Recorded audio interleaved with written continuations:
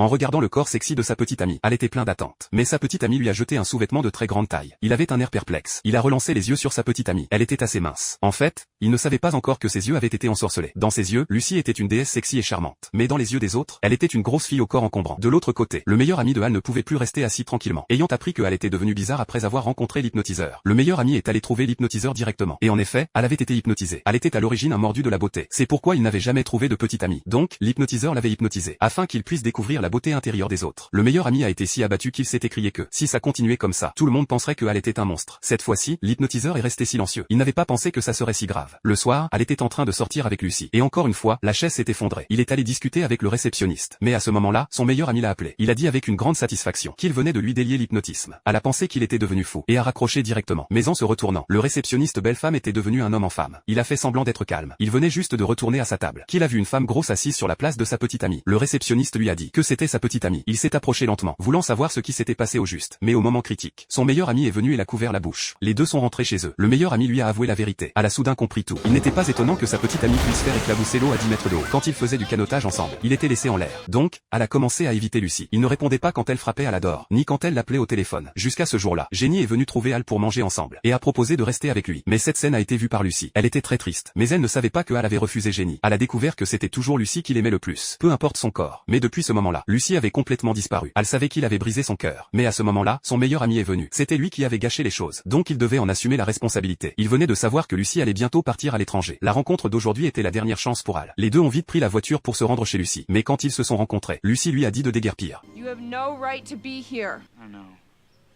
But if you let me, I want to spend the rest of my life making it up to you. Lucy était très touchée, mais il était trop tard. Al lui a dit qu'il la suivrait où qu'elle aille dans le monde. Voilà probablement ce que l'amour est vraiment. À la fin du film, Lucy et Al ont commencé une vie heureuse, avec les vœux de tous. Qui ne voudrait pas gagner un amour sincère et profond?